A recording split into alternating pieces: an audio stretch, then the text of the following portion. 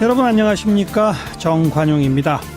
제천 화재 사건 참 끔찍한 참사였습니다. 이번에도 여러 가지 문제점이 밝혀지고 있는데 왜 사고가 나기 전에 그런 점들을 미리 예방하지 못했을까 안타깝습니다. 잠시 후에 한국방재학회 회장을 역임한 공주대 정상만 교수의 설명 들어보고요. 지난 국정감사에서 이 건축 외장재 문제점을 지적한 자유한국당 김현아 의원의 이야기도 전해드립니다. 7시 5분 시작되는 2부에서는요. 올 한 해를 마무리하는 기획이죠. 2017년의 사람들. 오늘은 그 세 번째 시간으로 무릎 꿇은 엄마들 편입니다. 아이가 장애인이라는 이유만으로 장애인 특수학교 문제로 무릎을 꿇었던 어머니들 기억하시죠? 강서 장애인 가족지원센터의 이은자 어머니 그리고 장민희 어머니 함께 만나보겠고요. 우리 언론 보도 흐름 전해드리는 미디어 포커스까지 준비하겠습니다. 잠깐 광고 듣고 출발합니다. 제천 화재 사건을 참사로 키운 결정적 원인으로 이 필로티 구조 또 질 낮은 스티로폼 외장재인 드라이비트가 꼽히고 있고요. 그리고 소방관들의 초동 대처 관련해서 왜 여성 사우나 유리문을 일찍 깨지 않았느냐 이게 또 논란이네요. 자, 한국방재학회 회장을 역임한 공주대학교 건설환경공학부의 정상만 교수를 연결해서 자세한 이야기 나누겠습니다. 정 교수님 안녕하세요. 네, 안녕하십니까. 예. 오늘 그 CCTV 화면 분석을 통해서 1층 천장에서 떨어진 이 불붙은 가연 물질이 자동차를 태우면서 더 큰 화재로 이어졌다. 이게 화재 발생 원인인 것 같다라고 추정되는데 교수님 의견은 어떠세요? 그렇게 봅니다. 일단 필로티 구조물이 문제죠. 예. 1층에 이제 열린 공간에서 위층으로 가는 계단하고 이런 문이 결국 아궁이와 굴뚝 역할을 해서 순식간에 이제 8층까지 올라가는 부분이 있었고요. 예. 그 다음에 이제 마감재로 사용된 가연성이 높은 그 외장재가 예. 아까 말씀하신 드라이비트죠. 예. 화재를 키웠다고 이렇게 봅니다. 예. 근데 우선 맨 처음에 화재 발생 원인으로 네. 불붙은 가연 물질이 자동차에 떨어졌는데 자동차가 그렇게 쉽게 탈 수 있나요? 사실은 자동차에 가연성 물질이 굉장히 많습니다. 어허. 엔진 부분요. 네. 그게 다 사실은 휘발유가 올라와서 결국 불이 붙어서 가는 차 아니겠습니까? 그렇죠. 그리고 뒷부분은 이제 가스 탱크고 처음 불이 이제 붙기가 힘들어서 그렇지. 예. 불이 붙으면 굉장히 큰 폭발이 되는 부분입니다. 예. 그래서 이제 천장에서 스티로폼이 타면서 이제 불과 열이 차량에 이제 붙게 되면은 네. 지금처럼 이제 주차장에 있던 차가 15개, 그리고 바깥에 있는 1개까지 총 16개가 큰 화재로 가는 그 부분이 되겠습니다. 예. 그리고 그 필로티 구조라는 게 이제 1층을 공간을 띄워가지고 거기다 주차장을 만드는 그런 구조 아니겠습니까? 그렇죠. 그 필로티 구조가 화재에 취약합니까? 우리가 이제 필로티 구조는 이제 비용 절감 측면에서 이제 건설 분야에서 굉장히 선호하죠. 말씀하신 대로 공간을 활용할 수 있으니까요. 예. 그런데 이제 이것이 큰 공간에 이제 산소가 굉장히 유입이 되고 있는데. 산소 유입이 우리가 이제 필로티 구조에서 2층으로 올라가는 1층에서 2층 이렇게 올라가는 부분에. 예. 이게 열린 공간이기 때문에 방화벽 설치를 하지 않아도 되게 돼 있습니다. 아하. 예, 없기 때문에 그냥 그 문이라든지 계단으로 향하는 부분이 결국 굴뚝 역할을 하게 되는 것이죠. 네, 네. 그래서 이제 특히 다중시설 같은 이런 부분에서는 좀 필로티 구조물을 더 이상 건장하지 않는 것이 좋지 않을까 이렇게 생각을 합니다. 예, 지난번에 예. 포항 지진이 일어났을 때도 구조적으로도 필로티 구조가 안 좋다고 이렇게 나왔지 않습니까? 그렇죠. 예, 방재 안전 측면에서는 권장할 사항이 못 되고요. 예. 비용 절감 측면에서 상당히 이제 건설 분야에서는 선호하는 폭으로 되어 있죠. 네. 설명 들어보니까 1층의 그 텅 빈 공간이 산소 유입, 공기 유입구가 돼서 그래서 불이 삽시간에 위로 번질 수 있도록 하는 그런 그 공기 유입구 역할이기 때문에 필로티가 위험하다. 그 말씀이군요. 네. 그리고 이제 방화문이 없어도 되니까요. 방화문. 열린 공간으로 보니까 그걸. 네, 네. 만약에 지하에 지금 주차장이 있어가지고 지금처럼 문제가 일어났다면요. 예. 방화문이 있게 돼 있는 거죠. 예, 예. 근데 그래서 이제 제어가 가능한데. 1층 공간을 그렇게 띄우면서 방화문을 의무화한다는 건 사실 의미가 없기 때문에 또 그건 의무화할 수도 없군요. 그렇습니다. 그래서 비워두니까 그것이 결국 아궁이 역할을 하게 되는 것입니다. 아, 그러면 필로티 구조 자체를 이제는 좀 뭐 금지시켜야 합니까? 어떻게 보세요? 그게 이제 우리가 이제 안전을 우리가 선택하느냐, 네. 안 그러면 비용 절감을 하느냐, 이게 선택의 문제라고 저는 생각을 합니다. 예. 그래서 우리가 이제 지금까지 안전에 대한 우선순위가 아무래도 떨어져 있지 않습니까? 그렇죠. 그래서 너무 이제 비용 절감도 중요한 부분 중에 하나죠. 경제성이라는 것이. 예. 그렇지만 우리가 사는 정도, 우리나라의 국격, 이런 측면에서 보면은 예. 방제 안전에 더 많은 신경을 써야 되지 않을까 이렇게 좀 말씀드리고 싶습니다. 예. 정말 같이 고민해서 빨리 결론을 내려야 할 사안이군요. 그 다음에 이제 두 번째가 질라진 스티로폼 외장재 드라이비트. 이게 또 유독가스가 엄청나다면서요? 네, 그렇습니다. 이번에도 사망하신 분들이 대부분 그 유독가스 때문에 희생된 거로 지금 추정이 되는데, 외장재에 대한 이 건축 법규 이런 거는 엄격하지 않습니까?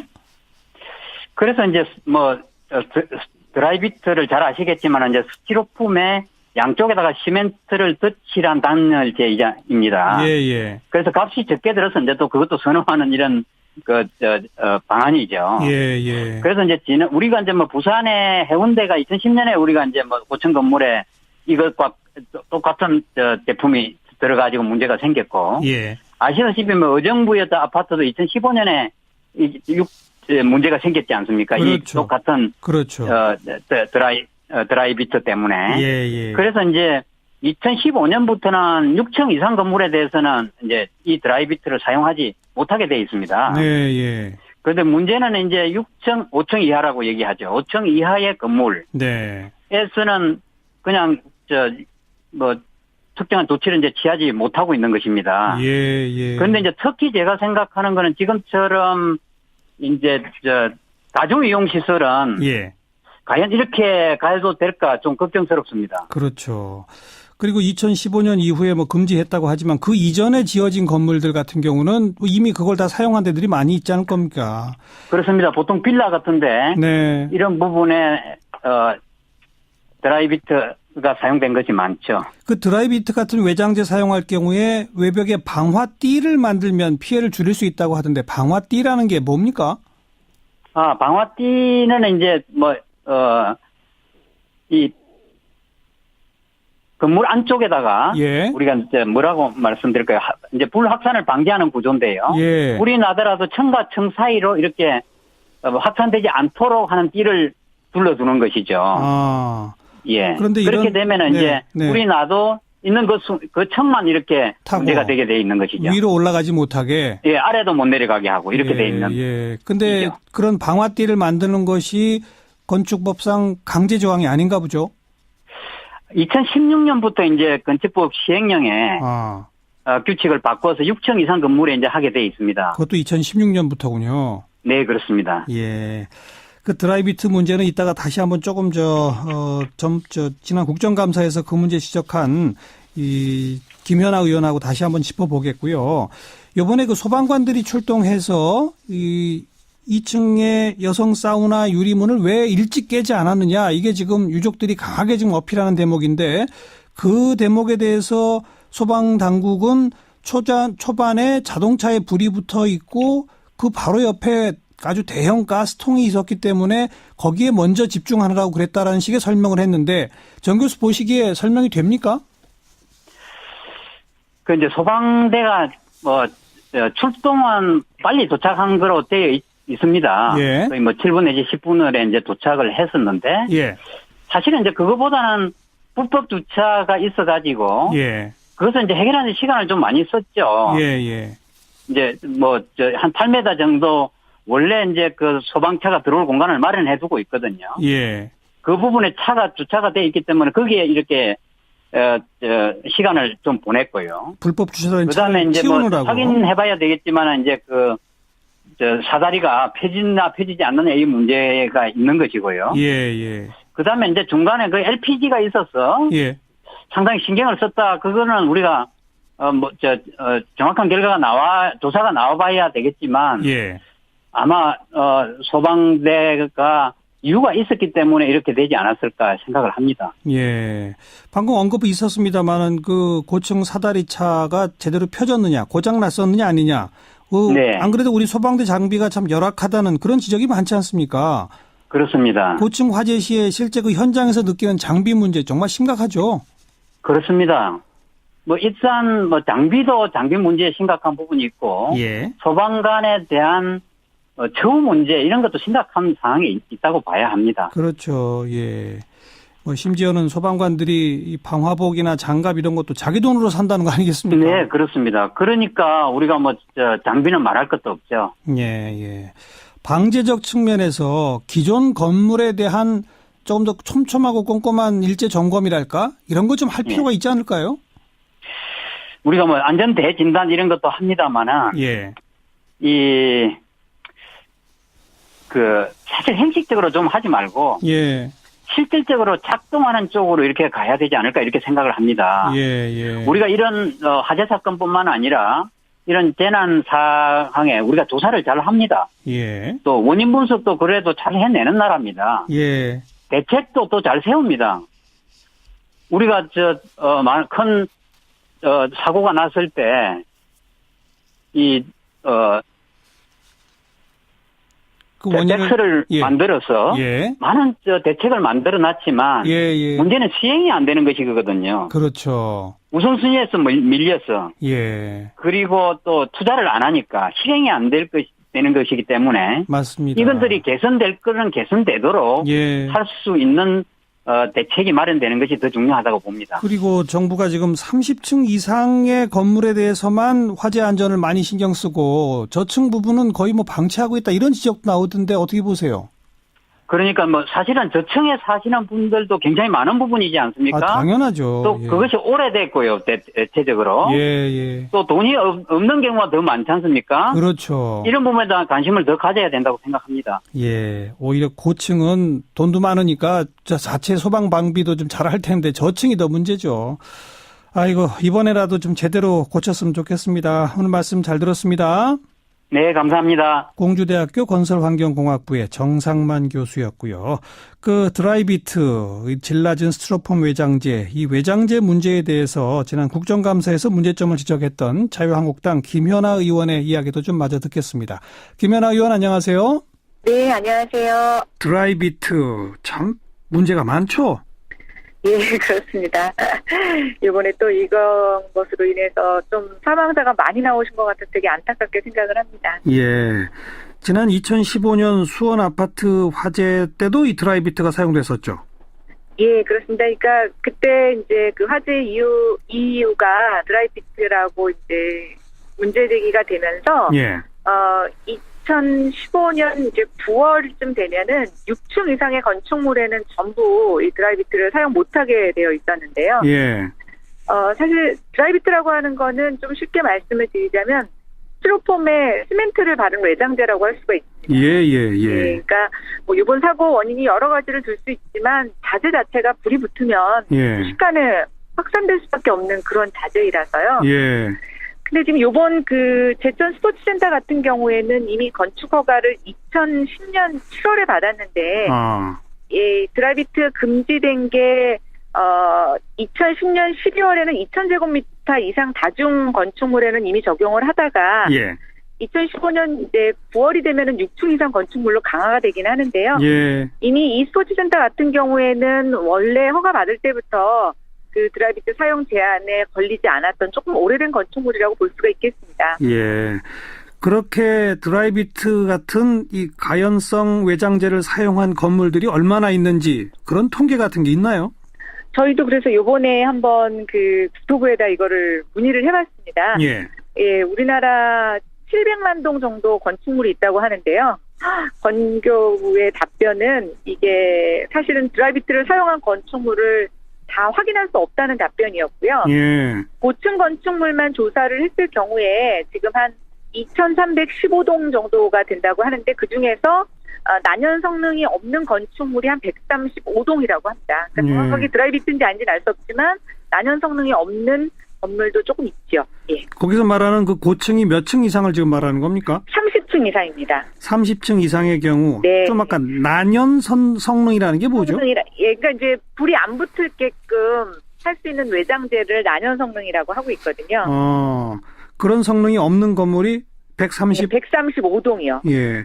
근데 30 같은 경우는 이제 8층이니까 예, 30층 이하에 대해서는 사실은 아무 통계에도 없다고 볼 수가 있어서요. 그래요? 예, 정말 좀 큰일인 것 같습니다. 우리가 실태를 파악할 수 있는 방법이 없는 것 같아요. 예. 이게 사용된 건물들을 파악을 해야 네. 이걸 좀 개선하도록 한다든지 뭐 이렇게 할 수 있을 텐데 우선 현황 파악조차 안 되고 있다. 네, 그렇습니다. 지난 말씀하세요. 네, 아니 근데 이게 이제 국토부는 허가에 관할 부서고요. 또 이런 것들에 대한 소방 점검은 국토부 소관이 또 아니라고 하더라고요. 예. 그러니까 이제 이런 문제가 생겼을 때 한번 저희가 짚고 넘어가야 될 문제이지만 허가 관청이나 소방 관청이나 당초 뭐 내진도 마찬가지일 것 같은데 예. 처음에 지어질 때 그 건축 기준이 최근에 요구하는 수준이 아니었을 때 예. 건축물들을 나중에 누가 관리하느냐라는 문제는 그렇죠. 사실은 지금 약간 핑퐁 게임인 것 같습니다. 국토부하고 소방 관련된 부처하고 네, 보통 지자체에서 소방 점검을 많이 하는데요. 네. 네.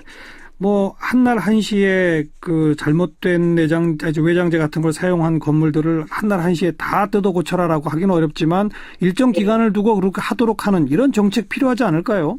네, 그렇습니다. 특히 이제 이런 그 좀 불미스러운 사고가 일어났을 때 저희가 단순히 사고를 수습하는 데 그치지 않고 예. 이런 사고를 계기로 해서 뭐 자진 신고하는 기관이라든가 아니면 지자체별로 이것을 점검할 수 있는 시스템을 좀 갖춰야지. 예. 저는 계속 이런 식으로 반복하는 것은 저희 사회 전반에 있어서 별로 도움이 되지 않는다고 생각합니다. 그렇죠. 지자체별 점검, 자진 신고 그걸 통해서 일정 기간 동안 좀 개선하도록 하고 거기에 뭐 일정한 지원을 한다든지 예. 그런 출발이 있어야 되겠습니다. 네. 네, 말씀 잘 들었습니다. 네, 감사합니다. 자유한국당 김현아 의원이었습니다. 윤태권 실장 어서 오십시오. 안녕하세요. 홍준표 대표 대법에서 무죄 확정됐죠? 예, 오늘 오후에 판결이 났어요. 1심 유죄, 2심 무죄에 이어서 대법원에서 무죄 확정인데 뭐 이 자리에서 법리적인 것을 자세히 이야기할 수는 없겠지만은 이 사건의 핵심은 돈을 줬다는 분은 이미 사망했지 않습니까? 예. 배달했다는 사람이 한 사람인데 그 배달자의 진술에 대법원은 신빙성을 두지 않았어요. 네. 예. 홍 대표 뭐 홀가분해졌네요. 그렇죠. 그 직후에 곧바로 기자간담회를 가졌습니다. 누명을 벗게 돼서 다행이다.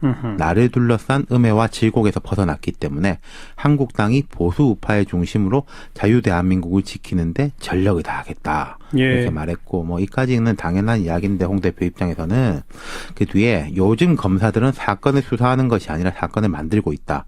공판 과정에서 확정된 검사의 증거 조작 혐의는 반드시 책임을 물을 것이다. 이렇게 이야기했어요. 반드시 책임을 물을 것이다. 네. 그럼 검찰 상대로 싸우겠다는 건가요? 근데 전 그렇지 않을 거라고 봐요. 왜요? 오늘 뭐 이 정도로 이야기한 것은 좀 정치적인 액션이고 왜냐하면은 이 사건의 수사, 기소 박근혜 정부 때 된 거잖아요. 그렇죠. 1심, 2심 판결도 다 박근혜 정부 때 난 겁니다. 그렇죠. 이건 뭐 물으려면은 그럼 박근혜 정부가 뭐 홍준표 당시에 이제 경남지사를 탄압했다 이런 프레임이 되지 않겠습니까? 네. 그러니까 이 좀 이제 하기가 어렵죠. 굳이 뭐 그렇게 해봐야 얻는 게 없다. 그렇죠. 예. 홍 대표는 그러면서 이제 이 사건의 수사팀장이 문무일 현 검찰총장이거든요. 아하. 그럼 홍 대표 이 말대로라면은 문 총장을 막 비판해야 되잖아요. 예. 그런데 문 총장이 그렇게 지시하거나 가담했다고 믿지는 않는다. 이게 선을 그었어요. 예. 그러니까 이제 이 사건에 대해서는 크게 돌아보지 않고 자기 정치적 진도를 나갈 겁니다. 이 사건과 관련된 싸움은 안 한다. 그렇죠. 정치적 행보에는 좀 힘이 붙겠네요. 당분간 그렇다고 봐야 되겠죠. 그리고 홍 대표 쪽에서는 나름대로 무죄에 대한 확신이 있었던 것 같아요. 오늘 아침 최고위원 회의에서도 강하게 나갔거든요. 네. 그 당무감사에서 탈락된 당협위원장이 62명인데 뭐 대부분이 재심을 걸었는데 다 기각했습니다. 전원 기각. 예. 예. 그리고 반발하는 유여해 최고위원 같은 경우에는 회의장에 입장도 안 시켜줬어요. 그랬다면서요. 예. 본인 사안이 논의되기 때문에 재척 사유가 있다. 뭐 이런 명분이 들어가지고 퇴거 조치를 했죠. 며칠 전부터 윤태곤 실장이 뭐 계속 언급을 했습니다마는 이 대법 판결이 결국 야권 전체에 어떤 영향을 미치기 때문 아닙니까? 그렇죠. 오늘 바른정당이나 국민의당이 홍 대표를 쏘아붙였습니다. 이 좀 이례적인 일이에요. 네. 사실은. 뭐라고 그랬어요? 유이동 바른정당 수석 대변인은 대법원의 결정은 증거 불충분이라는 거지 실질적으로 홍 대표가 순수 결백하다는 것을 입증해 준 것은 아니다. 개인 홍준표는 무죄인지 모르겠지만은 정치인 홍준표는 별개다. 세네요. 그렇죠. 예. 국민의당도 수석 부대변인 논평을 통해서 홍 대표가 무죄 판결 이후에 마치 전쟁에서 이긴 개선 장군처럼 행동하는 것은 결코 옳지 않다. 수많은 국민들이 납득하지 못하고 있는 것도 엄연한 현실이다. 예. 예. 바른정당, 국민의당이 이렇게 세게 나가는 이유가 뭘까요? 그러니까 지금 양당 지도부가 통합을 추진하고 있는데 그 반발 이유 중에 하나는 결국 그다음 자유한국당하고 손잡는 거 아니냐 그러니까. 이런 시각이 있잖아요. 있죠. 예, 거기에 대해서 이제 선을 긋는다는 의미가 있는 것이고 첫 우린 번째로는 이렇게 자유한국당을 세게 친다. 그렇죠. 예. 다르다 우리는. 예. 그리고 만약에 이게 통합이 잘 된다면은 그 통합 정당의 목표는 지방선거를 기점으로 해서 자유한국당보다 뭐 우위에 서는 거 아니겠습니까? 그렇죠. 야당 교체론 이런 거니까. 예, 그러려면 이제 홍 대표하고는 계속 각을 세워 놓는 게 당연한 이야기겠죠. 네. 자유한국당의 경우에 이제 홍 대표 체제로 지방선거까지 쫙 갈 겁니다. 가는 거죠. 예, 그 뭐 또 지방선거 이제 결과에 따라 달라지겠지만은. 예. 그러니까 지금 자유한국당 같은 경우엔 바깥의 평가, 뭐 국민들의 지지 여부하고 별개로 집안 사정만 보면은 야당 중에서는 좀 제일 속편한 상황이죠. 하하, 예. 예. 근데 이제 좀 씁쓸한 게 어쨌든 이 성완종 리스트라는 게 출발이 당시에 친박 실세들을 겨냥한 거였잖아요. 그렇죠. 유서에도 그쪽이 제일 자세했었거든요. 그렇죠. 그런데 그 당시에도 보면은 이른바 비박이었던 홍준표, 이완구 두 사람만 기소가 됐다가 그랬죠. 결국 다 무죄가 됐습니다. 그 두 사람만 기소한 걸 갖고서 검찰 수사에 대해서 말이 참 많았었죠. 그렇죠. 거기 예. 이제 썼던 사람들에 대해 가지고는 뭐 제대로 조사도 안 됐었거든요. 네. 그 사건이 터졌을 때 이제 큰 충격에 비하면은 이 마무리는 좀 허망하지 않습니까? 허망합니다. 네. 수고하셨어요. 감사합니다. 윤태곤 실장이었습니다. 시사잡기 1부 마칩니다. 7시 5분 2부에 다시 옵니다.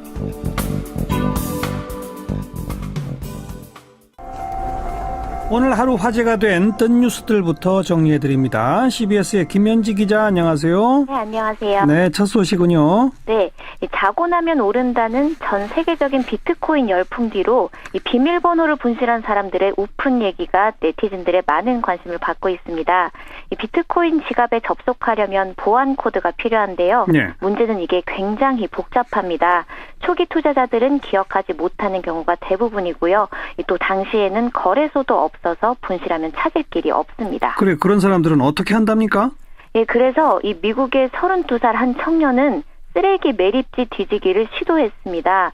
그는 4년 전에 약 40만 원어치의 비트코인이 들어있는 하드디스크를 무심코 버렸는데요. 예. 현재 그 하드디스크의 가치가 무려 1264억 원으로 불어났습니다. 40만 원이 1264억 원? 네네. 네. 그렇습니다.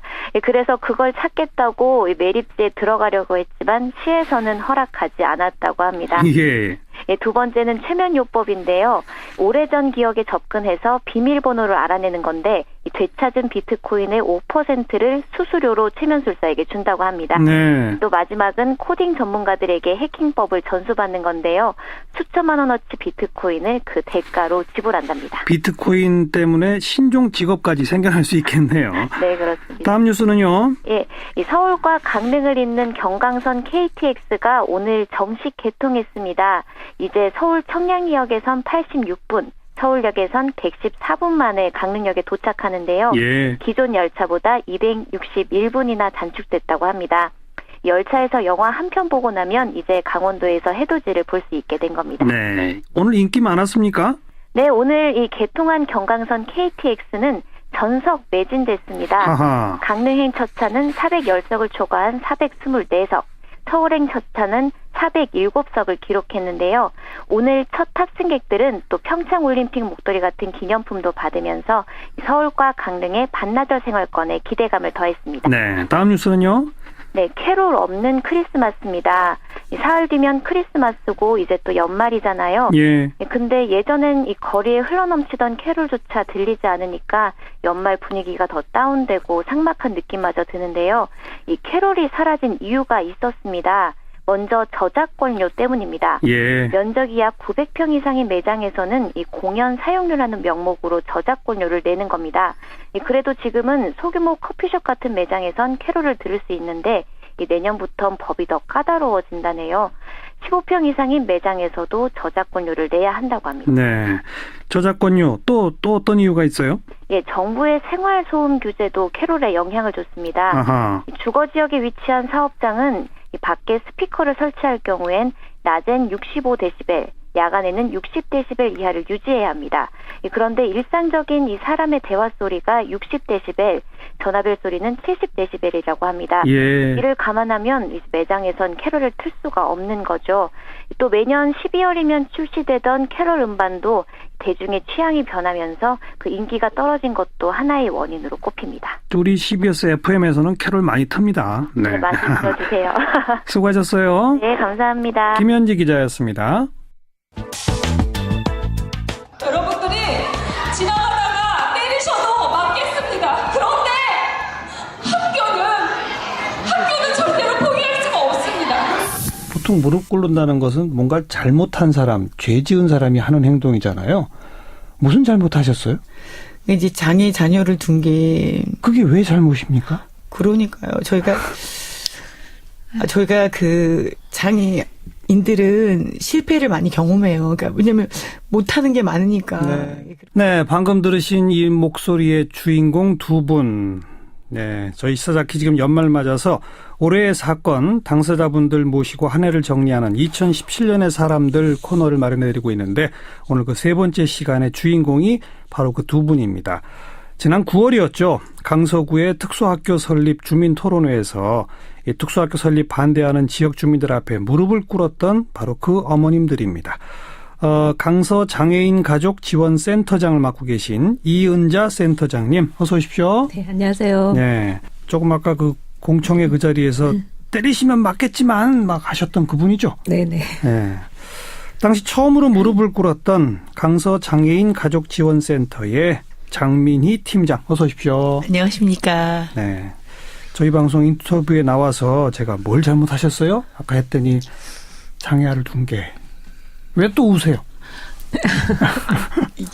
네, 생각지도 않았는데. 네네. 한 번 들으니까 저희가 또 감정이 격하게 되는 것 같아요.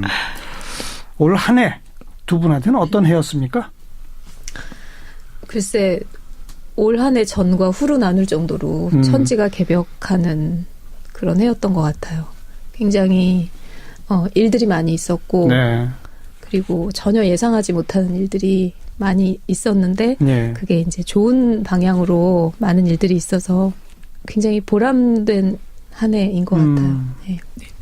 그 저희가 토론회에서 있었던 일들은 저희한테 큰 아픔이기도 하고 그 이후에 또 국민 여러분과 또 지역에 계신 주민들이 호응하는 저희가 장애 인식 개선에 큰 공헌을 했다고 많이 북돋아 주시고 또 응원해 주셔가지고 저희가 정말 그 이후로 정말 저희 정말 평범한 아줌마들인데 저희도 이런 큰 소득을 얻어가지고 정말 행복한 연말을 보내게 된 것 같습니다. 네, 천지가 개벽했다. 그 정도로. 네, 그런 것 같아요. 아직 멀은 쪽인데. 네, 그렇기는 해요. 우리 이은자 센터장님 자제분은 지금 20살이고요. 20살. 네, 지금 정진학교 특수학교에 고등학교 3학년에 재학 중입니다. 고등학교 3학년. 네네. 장민희 팀장님은? 네, 올 2월에 졸업해서 구립 강서구 직업재활센터라고 장애인 보호 작업장에 다니고 있어요. 네. 그래서 임가공 반에 있어서 좀 단순 노무 일을 하고 있어요. 뭘 만들어요? 거기에서는 그 쇼핑백 접고, 그 다음에 이제 상자 안에 물건을 이렇게 개수대로 넣고, 그 다음에 비닐 안에 이렇게 완료된 완제품을 이렇게 넣는 거, 그런 임가공인데 9시부터 5시까지 일하고, 월급은 최저임금 적용 제외 대상자라고 저희가 사인을 하게 되거든요. 그래서 그래도 다른 분들이 네. 발달장애인이 보호작업장에 가는 것도 정말 엘리트라고 할 정도로 예, 직업을 구하기가 어려워서 네, 네. 그래도 졸업하고 잘 연계가 돼서 네. 거기 다니고 있습니다. 본인도 좋아하죠, 일하니까. 거기 가면 언니 오빠들이 있거든요. 저희 그 구리에 소속된 근로인들이 많아서 거기서 그렇게 같이 얼굴 보고 뭐 그런 거에 대해서 네, 네. 좀 다니고 있어요. 잘 다니고 예. 있어요.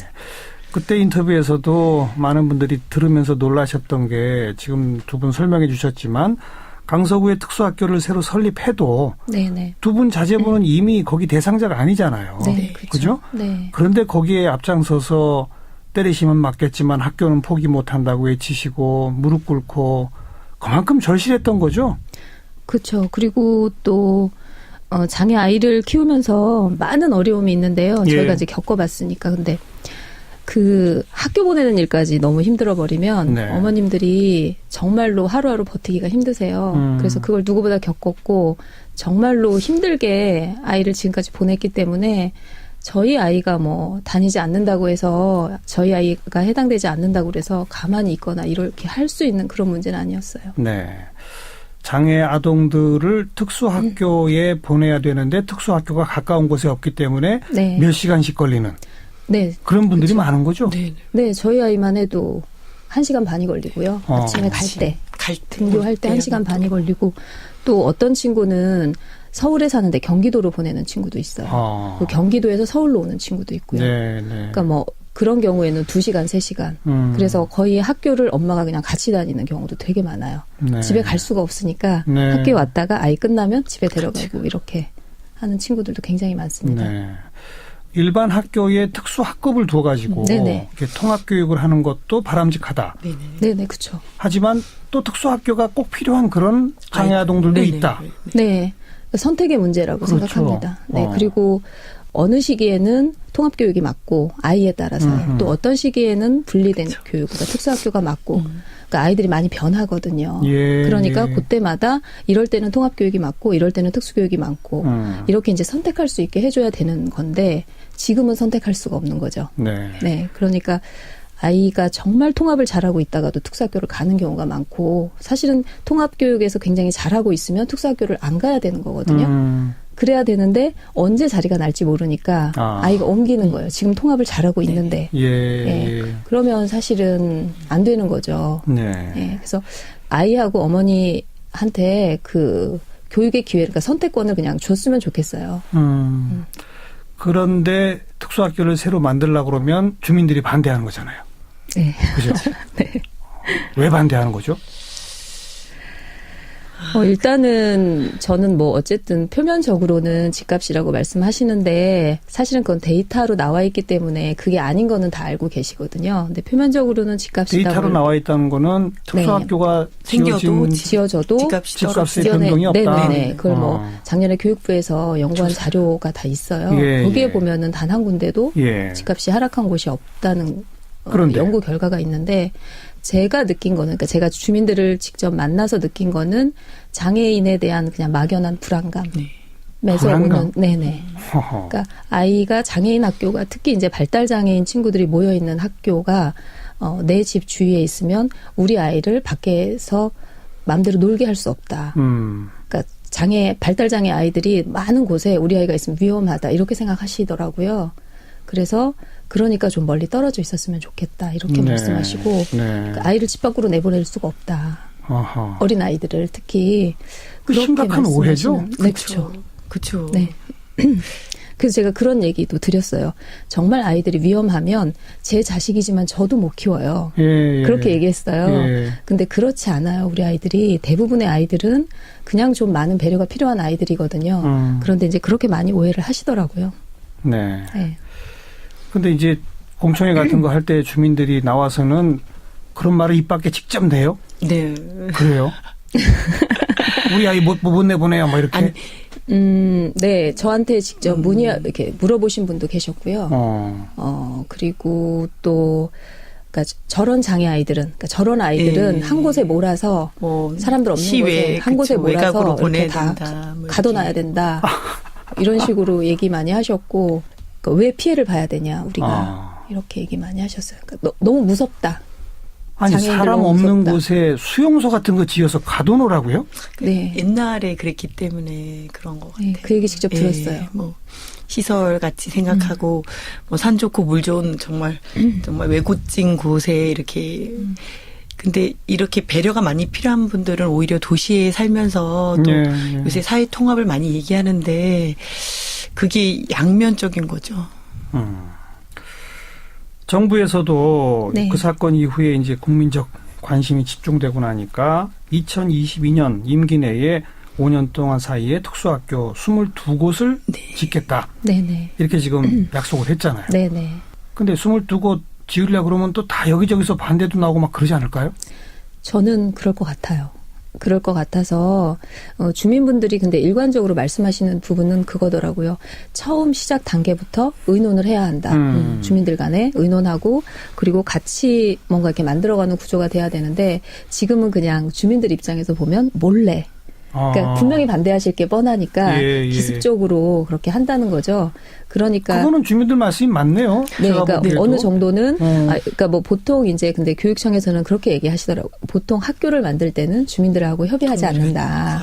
학교를 만들 때는 주민들하고 협의하는 게 아니고 인구 조사나 뭐 이런 걸 해서 적합하면 그냥 학교를 만들잖아요. 그러니까 특수학교도 그거하고 다르지 않다. 네. 이렇게 얘기하시는데 사실 그거는 이제 어떤 행정적인 거에서 그렇죠. 그렇게 나오는 거고. 이건 접근 방법을 달리 해야죠. 네네네. 그러니까 조금 더 교육청에서 조금 더 좀 다양한 채널을 통해서 어쨌든 주민들하고 최대한 소통을 하려고 노력하는 건 필요한 것 같아요. 그 아주 모범적인 사례가 있지 않습니까? 지역 주민들하고 학교 설립 과정에 같이 논의를 해가지고 마포구였던 것 같은데 아무튼 우진학교. 네, 마포 우진학교. 맞죠? 네네. 그래서 그 학교에 수영장도 짓고 네네네 맞아요. 그래가지고 마을 주민들, 인근 주민들이 그 수영장 지금 다 이용하고 굉장히 호감 서로 그런 식으로 통합으로서 잘 윈윈할 수 있는 방법들이 있지 않습니까?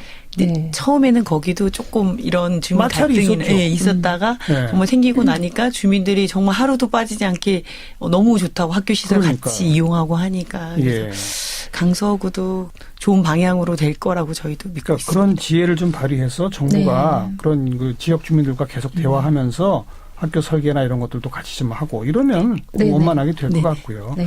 근데 어떠세요? 두 분 그 사건 이후에 뭐 장애 아동에 대한 어떤 관심들이 사회적으로 좀 이렇게 제고되고 저희 인터뷰 나가고 나서도 강서구 주민이라고 문자로 보내주시면서 저는 강서구 주민인데 적극 찬성입니다. 죄송합니다. 막 이런 문자도 막 오고 그랬거든요.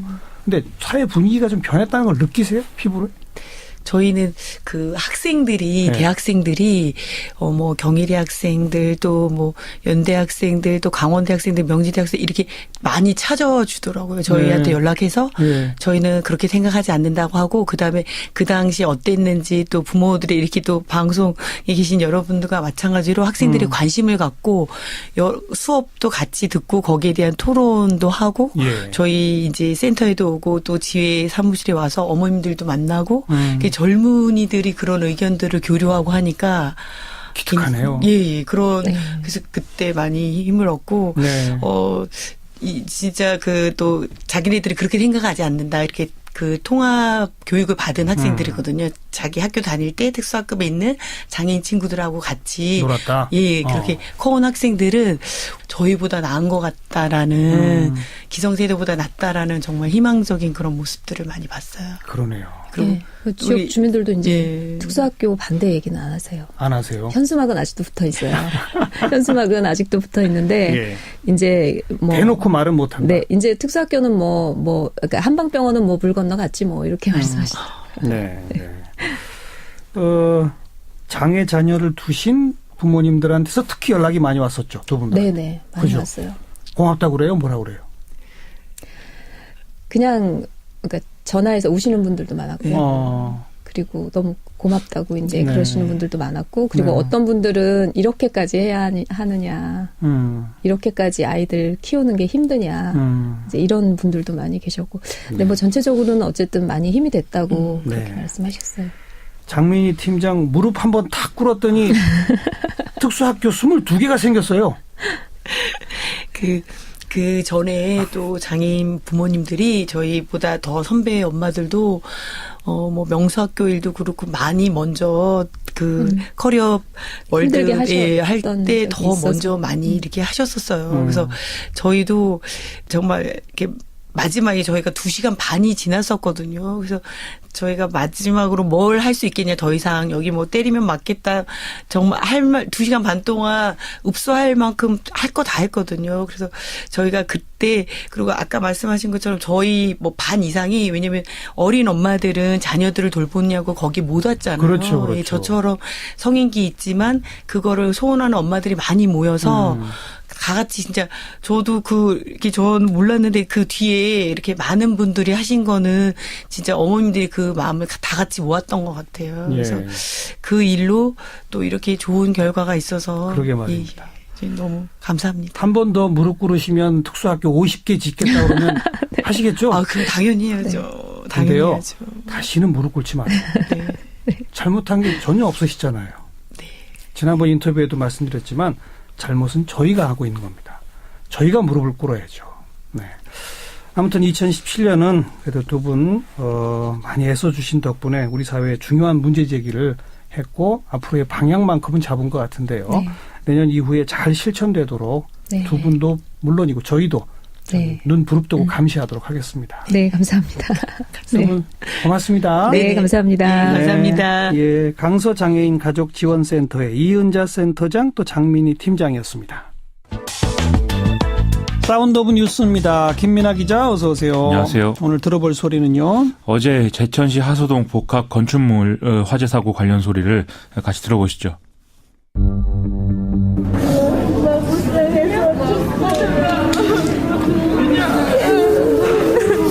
어머니, 내 여동생, 그다음에 여동생 딸 조카 지금 3시 변을 당했어요. 우리 어머니가 돌아가시기 전에 전화를 했어요. 그 시간대가 5시 18분이에요. 이거는 병 걸려가지고 아프기라도 하면은 내가 마음의 준비라도 하겠는데 이거는 뭐 마음의 준비할 틈도 없이 그냥 딱 안 믿었어요. 처음에는 진짜 거짓말인 줄 알았어요. 그분은 막 급하시고 막 저를 끌고 나오셨는데 저는 그냥 천천히 옷 입으면서 사람 한 명이 매달려가지고 좀 살려달라고 좀 도와주세요 이러면서 뛰어내려가지고 내려오더라고요. 많이 무서웠어요. 창문이 거의 안 보일 정도로 막 검은색 연기가 엄청 올라왔어요. 피해자분들께 억울함이 없도록 국과수, 소방, 경찰을 비롯한 관련 기관과의 적극적인 협력으로 철저한 원인 규명과 이에 따른 법적 조치가 이루어지도록 최선을 다하겠습니다.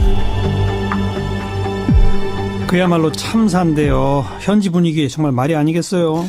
어제 오전까지만 해도 이 평창 동계올림픽 성화 봉송행사 준비를 하고 있는 그런 상황이었는데. 아, 제천에서? 그렇죠. 예. 사고 이후에는 완전히 이제 다른 곳이 됐다 이런 인상을 받고 있다고 합니다. 이 행사는 물론 이제 취소됐고요. 충북도는 또 각종 여러 가지 행사 때 애도 묵념을 하기로 했고 전 직원에게 근조 리본을 달도록 하기도 했답니다.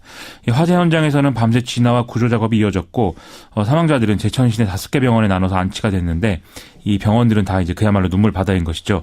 유족들은 희생자가 가장 많이 나온 이 2층 통유리를 좀 깨줬으면 더 많이 살 수 있었는데 그러지 않은 이유가 뭐냐 이렇게 분통을 터뜨리기도 하고 또 이외에 소방관들이 제대로 구조 활동을 하지 못하는 상황 그리고 사고 당시에 여탕 자동문이 열리지 않았다라든지 뭐 스프링클러가 무용지물이었다 이런 증언이 나오는 것들에 대해서도 어떤 원망과 질책들을 쏟아내고 있다고 합니다. 그 2층 통유리 이 지적에 대해서 소방당국의 설명은요? 일단 이 2층 유리창을 깨지 않았다라는 지적에 대해서 주차장 인근에 2톤 분량의 이 LPG 가스통이 있었기 때문에 먼저 이 가스통으로 불이 옮겨붙는 상황을 좀 진압을 해야 됐다. 그래서 주변 차량 화재 진압을 시도한 것이고 이후에는 화염과 연기 때문에 2층 창문으로 사다리를 전개하기가 어려웠다. 이렇게 브리핑을 했습니다. 유리창 파괴를 해서 내부로 진입한 것은 이후에야 됐었는데 그때는 좀 이미 늦었던 상황인 것이고요.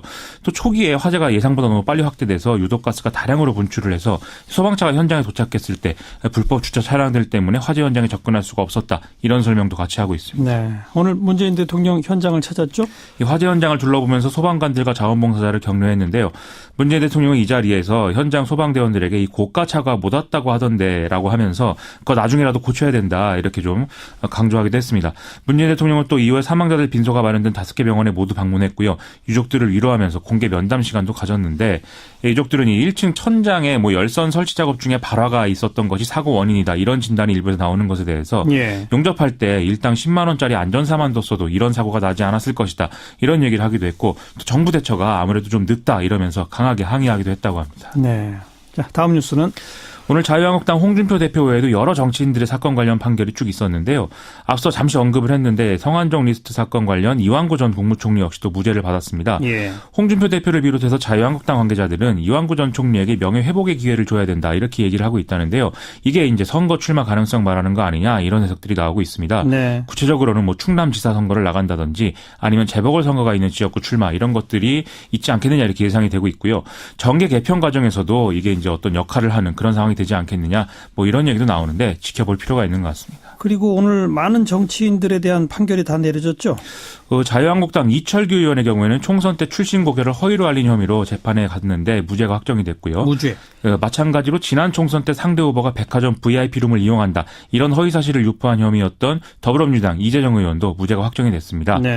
또 당내 공천 과정에서 자신의 출마 자격에 대한 어떤 허위 사실 이런 것들을 표기한 성명서를 언론사에 보낸 혐의로 이제 그 기소된 자유한국당 김한표 의원은 벌금 80만 원을 받았긴 했는데 이제 의원직이 유지가 되는 그런 상황인 것이고요.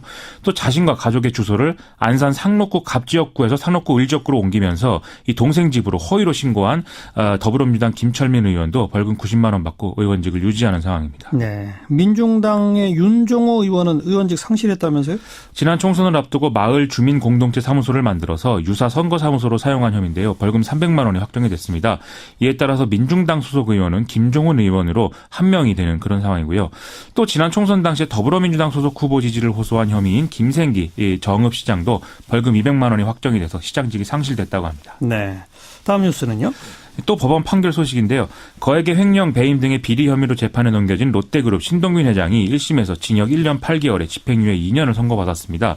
이 유죄가 인정된 부분은 롯데시네마에서 이제 매점 운영 관련해서 이제 그 총수 가족들에게 어떤 배임을 했다. 이 배임 혐의 있고요. 또 신격호 총괄 회장과 사실혼 관계인 서미경 씨의 딸에게 근거 없이 급여를 지급한 이 횡령 혐의도 일부 인정이 됐습니다. 신격호 총괄 회장의 경우에는 배임 일부와 횡령 혐의가 유죄로 인정돼서 징역 4년과 벌금 35억 원이 선고가 됐는데요. 아울러 같이 이제 기소된 거액의 탈세 혐의 이것은 이제 무죄로 판단이 됐습니다. 다만 95세의 고령이라는 점 그리고 건강 이런 점들을 이유로 해서 법정 구속은 하지 않는 것으로 법원이 그렇게 판단을 했고요.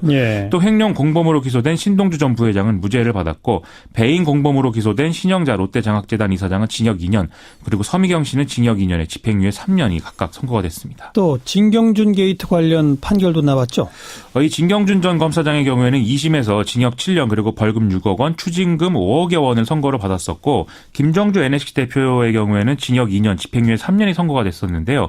대법원이 오늘 사건을 서울고법으로 다시 돌려보냈습니다.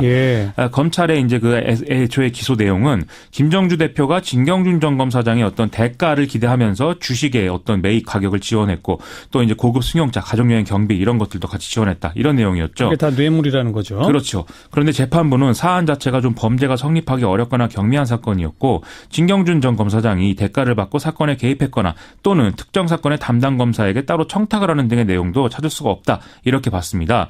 즉 추상적이고 막연한 기대감만으로는 어떤 직무 관련성이나 대가성을 이 뇌물 사건에서 인정할 수가 없다라는 대법원의 판례가 다시 한번 확인이 됐다는 것입니다. 그러면 형량이 대폭 낮아지겠네요. 그럴 가능성이 커지고 있습니다. 다음 뉴스는요. 이명박 전 대통령의 실소유주다라는 의혹이 끊이지 않고 있는 자동차 부품업체 다스의 비자금 의혹 수사를 위해서 검찰이 별도 수사팀을 꾸려서 본격 수사에 나서기로 했다는데요. 대검찰청 반부패부는 문찬석 서울 동부지검 차장검사를 팀장으로 해서 부팀장과 검사 2명으로 구성된 수사팀을 편성했다. 이렇게 오늘 밝혔습니다. 최근 한겨레신문 등의 보도에 의하면 그동안 검찰은 지난 7일에 민변 등이 이 사건을 고발을 했는데도 수사에 거의 손대지 못하고 있는 그런 상황이었던 것으로 알려졌는데요. 문무일 검찰총장이 일전에 이른바 적폐청산과 관련한 수사를 연내에 끝내도록 하자 이런 말도 했는데 이렇게 되면 이 수사팀하고 윤석열 서울중앙지검장이 지휘하는 옵셔널 캐피털 대표가 이명박 전 대통령 등을 고발한 이 사건의 수사팀이 투트랙으로 움직이는 그런 상황이 됩니다. 2008년 당시에 그 BBK 의혹 수사했던 정호영 전 특검 오늘 입장 낸다고 하지 않았나요? 그렇습니다. 이 정호영 전 특검은 앞서 말씀드린 민변이 고발한 대상 중에 한 명이기도 한데요. 예. 오늘 언론에 보도자료를 보내서 나름의 해명 입장을 냈습니다. 최근 일부 언론이 이명박 전 대통령 소유로 추정되는 다스의 비자금을 이 정호영 전 특검이 찾아내고도 검찰에 인계하지 않고 이를 덮었다라는 취지의 보도는 전혀 사실이 아니다. 이런 내용인데요. 당시 수사에서는 직원의 횡령 사실은 확인했지만 해당 자금이 비자금이 아니었다. 이런 것들을 확인을 했고 수사 내용은 모두 검찰에 인계했다라는 게 또 핵심 내용입니다. 이 정호영 전 특검이 이런 입장을 밝힌 거는 물론 뭐 검찰 때문이기도 하지만 지금 다스 의혹 밝히자고 모금 운동 일고 있지 않습니까? 그렇습니다. 이런 것도 고려한 거겠죠? 아무래도 좀 그렇게 볼 필요도 있겠죠. 국민재산 되찾기 운동본부 사무총장을 맡고 있는 안원구 전 대구국세청장이 이명박 전 대통령의 숨겨진 재산을 찾겠다라면서 지금 자산관리공사가 공매로 내놓은 다스 주식의 3%가량 매입을 해서 직접 주주가 되는 시민운동 이것을 진행해 왔는데요. 예. 이게 이제 이름이 재밌게 이제 플란 다스의 기해 이렇게 붙여져 있는 모양입니다. 플랜 다스의 기해 이렇게 되죠. 그렇죠. 예. 이 운동본부 측은 다스의 소액 주주가 이렇게 해서 된 이후에 나머지 주식의 실소유주가 밝혀질 때까지 의결권을 제한해달라 이런 소송을 진행할 계획이라고 밝히고 있고요. 이후에 회계장부를 좀 들여다보고 감사를 선임하는 등의 주주권을 행사하겠다 이런 계획도 같이 밝힌 상태인데요. 지난 11월 30일에 이 후원 계좌가 처음 개설이 됐는데 3주 만에 3만 6천 명이 넘는 사람들이 참여를 했고 그래서 150억 원이 넘는 후원금이 거치는 상당한 성과를 거둔 상태입니다. 네, 여기까지 수고하셨어요. 고맙습니다. 김민아 기자였습니다. 우리도 크리스마스송 하나 듣죠. 토니 베네트의 노래인 크리스마스송입니다.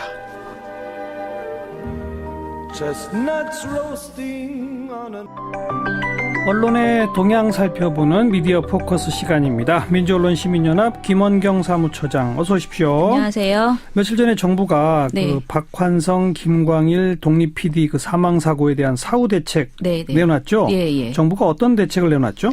지난 19일에 방송통신위원회와 문화체육관광부 등 5개 부처가 방송 프로그램 외주 제작 시장 불공정 관행 개선 종합 대책이라는 긴 이름의 그 대책을 발표를 했습니다. 예. 대책의 핵심은 방송법 개정을 통해서 외주 제작 가이드라인을 제정하겠다. 이를 통한 저작권의 합리적 배분과 제작비 산출하겠다. 표준계약서를 의무화하겠다 등의 내용입니다. 네. 정부 차원에서 외주 제작 개선 대책을 내놓은 것은 이번이 처음입니다. 처음이에요. 예, 그리고 방송사의 부당한 간접비 요구에 대해서 문제 제기했던 박한성 독립 PD가 세상을 떠난 지 5개월 만에 나온 대책입니다. 예. 특히 이번 종합대책에는요. 방송 제작 인력 안전 강화 그리고 인권 보호 그리고 근로환경 개선 합리적인 외주 제작비 산정 및 저작권 배분 외주 시장 공정거래 환경 조성 방송 분야의 표준계약서 재개정 및 활용 확대 등 5개 핵심 과제가 담겨 있고 16개 세부 과제를 설정을 해놨습니다. 그런 과제들을 그럼 당장 시행하겠다는 겁니까?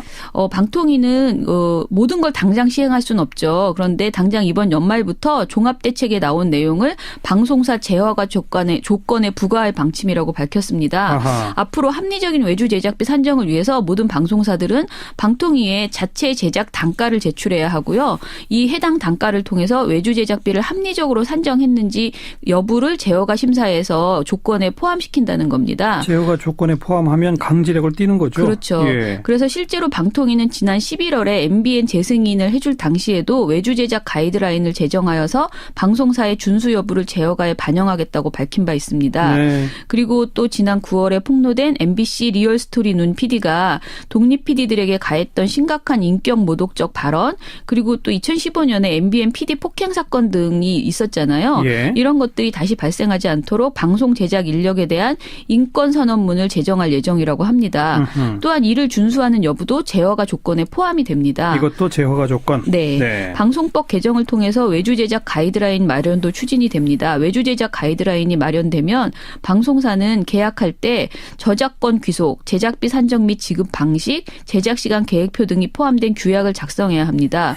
그리고 5개 부처가 앞으로 방송사는 방송 프로그램에 대한 방영권을 외주 제작사는 저작권을 보유하도록 제도적 정비를 지속적으로 추진하겠다라는 계획을 밝혔습니다. 방영권과 저작권을 나누고 제작사한테 저작권을 준다. 그렇죠. 예. 문체부와 방통위는 계약서 미작성, 인권 침해 문제 등을 신고하고 법률 상담을 제공하는 콘텐츠 상생센터도 운영하겠다고 하고요.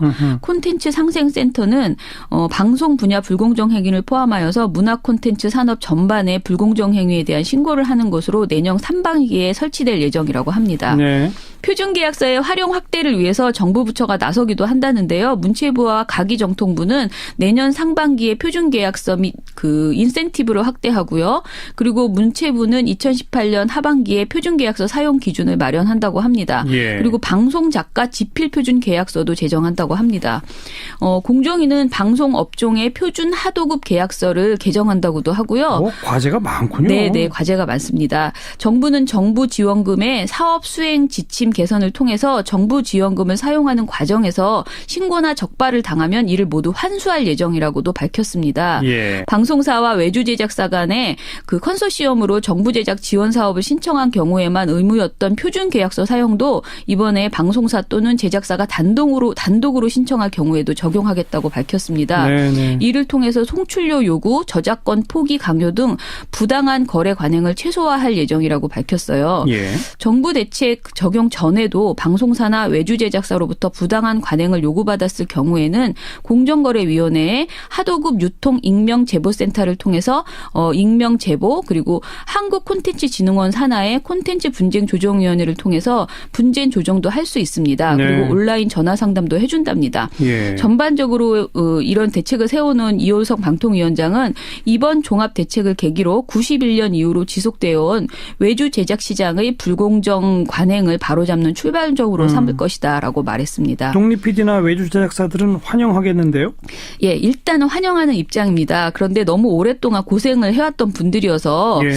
이게 과연 이루어질 수 있을까 의구심을 갖고요. 이것이 실효성을 얻기 위해서는 반드시 관련 법이 개정이 되어야 된다. 그렇죠. 그리고 방송사의 이행 노력이 뒷받침되어야 된다는 반응입니다. 예. 정부의 대책 마련을 지속적으로 요구해왔던 외주사와 독립 PD들은 불공정 관행 개선을 위한 관계법이 반드시 개정되어야 한다. 시급하다라고 입장을 내놨습니다. 그래야죠. 예, 독립 PD 협회 관계자는요. 현실적으로 현재 방통위가 행사할 수 있는 제재는 제어가가 맞고 예전과 비교하면 이번 발표가 굉장히 진일보한 측면이 있다. 예. 그렇지만 방송사 제어가는 3년에서 4년마다 한 번씩 이뤄지기 때문에 불공정한 관행이 발생했을 때 방송사에 즉각 제재를 가하기는 어려운 것이 현실 아니냐. 그러니 반드시 이미 발의된 방송법 개정안을 포함해서 정부 입법이 추진되어야 한다. 예. 그리고 근로기준법, 저작권법, 하도급법 등의 법안도 현실에 맞게 전반적으로 개정해야 효력이 즉각적으로 발휘될 수 있다. 그렇죠. 이렇게 주장을 했습니다. 이 관련된 내용들은 제가 보기엔 뭐 야당도 굳이 반대할 만한 내용들은 네네. 아닐 거기 때문에 네. 뭐 바로바로 시행 좀 됐으면 좋겠고. 네. 그런데 그 외주 제작사 상대로 갑질을 하는 그 당사자, 네. 방송사들은 이 뉴스를 전했어요? 이 소식을 방송 뉴스 프로그램을 통해서 전달한 방송사는 단 한 곳, MBC뿐이었습니다. 아, 그래요? 네. 19일에 뉴스데스크에서 방송을 했고요. 20일에는 MBC 뉴스투데이에서 전했습니다. 예. 저희가 모니터 대상 프로그램을 확대를 해봤어요. 그래서 메인 뉴스만 저희가 모니터를 하는데 그렇지 않고 전체적으로 모든 뉴스를 다 모니터를 해봤는데요. 예. 그렇게 했을 때도 여전히 관련 보도가 거의 없었습니다. 그나마 SBS와 YTN, JTBC가 이 소식을 온라인 기사로만 전했습니다. 그러니까 방송에 나가는 뉴스는 아니었고요. 예. 기사로만 그냥 쓴 거죠. 그런데 이 보도조차도 보도자료를 그냥 정부 보도자료를 간단하게 받아 쓴 수준이었고요. 예. 독립 PD나 외주 제작사의 입장은 담겨 있지 않았습니다. 네. 다른 분야의 노동자들의 고통은 그래도 나름대로 전달하던 방송사가 본인들이 가해자가 된 이슈 앞에서는 너무 비겁하게 침묵을 하고 있지 않나 이런 네, 생각이 네. 들었습니다. 비겁한 침묵. 네. 네. 특히 공영방송인 KBS가 12월 19일에 관련 보도를 전혀 내지 않았거든요. 그런데 대신 이날 나왔던 뉴스들을 보면요. 미끌 꽈당, 빈판길 낙상주의, 붕어빵 제친 군고구마, 겨울 간식 1위라는 이런 보도들이 나왔어요. 예, 그래서 예. 매우 씁쓸하다 이런 생각이 들었습니다. 그러네요. 네. 자, 그리고 또 뭐 보도의 문제점 지적하실 내용이 있다고요? 네.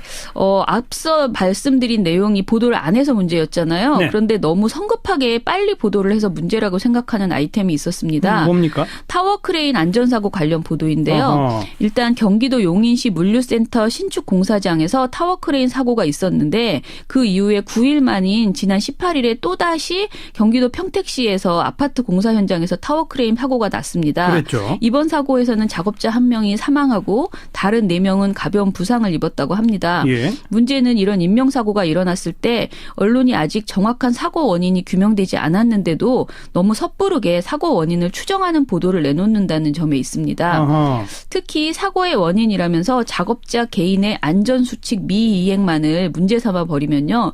그 사고가 난 구조적인 결함은 사라지고 개인이 잘못해서 사망에 이르렀다라는 결론으로 이어질 수 있잖아요. 그럼 주의해야죠. 예, 실제로 2호선 구의역 스크린도어 수리기사 사망사고 직후에 조선일보가 사고가 수리기사의 휴대폰 사용 때문이었다라고 보도를 한 적이 있습니다. 예. 그런데 이후에 경찰 조사 결과 사실이 아닌 것으로 밝혀졌죠. 그랬어요. 예, 그런데 지난 사고에서 그 배운 바가 없는 것인지 이번에도 비슷한 유형의 문제 보도가 쏟아져 나왔습니다. 사고를 작업자 개인의 문제로 돌리는 그런 보도? 네네. 어디가 그런 보도를 했어요? TV조선에서 사고 당일인 12월 18일에 열흘 만에 또 크레인 사고 일명 사망이라는 보도를 내놓았는데요. 네. 앵커 멘트를 읽어드릴게요. 동료 근로자 4명은 추락 방지용 안전띠를 맨 덕에 목숨을 건졌습니다.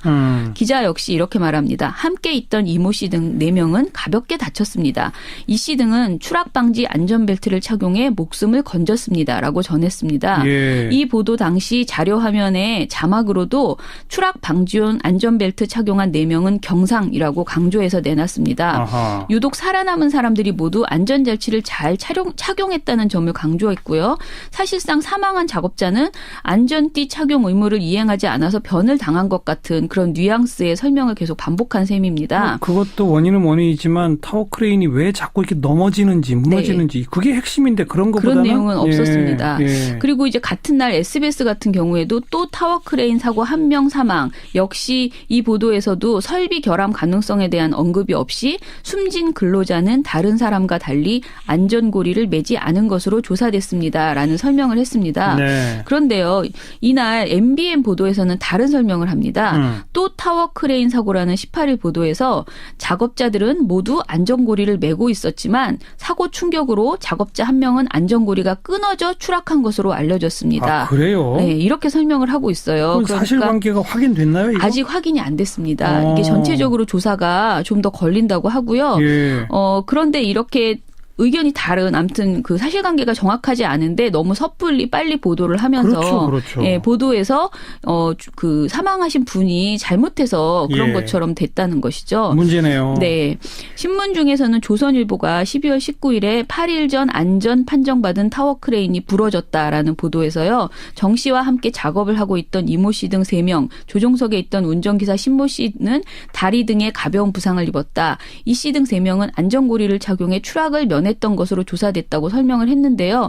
그나마 이 보도에서는 안전검사 문제 등 다른 사고 원인을 조금 같이 언급하고 있었습니다. 그래서 TV조선처럼 시종일관 그 안전벨트 이야기만 한 것보다는 나았다. 이렇게 평가할 수 있습니다. 그럼 조선일보 보도는 어느 정도 과거 사례에서 배운 바가 있다? 이렇게 할 수 있는 거예요?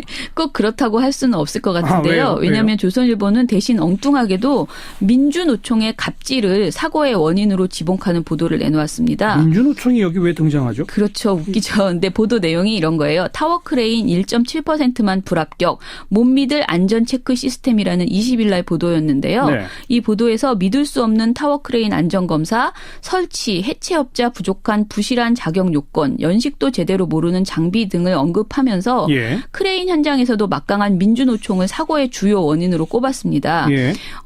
기사 내용은 이래요. 평택 타워 크레인 사고는 민노총 소속인 운전기사가 임시로 교체된 가운데 발생한 것으로 확인됐다. 타워 크레인을 높이는 작업을 앞두고 운전기사가 위험하고 까다롭다며 작업을 거부하자 크레인 임대업체에서 부랴부랴 다른 기사를 데려온 것이기 때문이다. 라고 보도를 했습니다.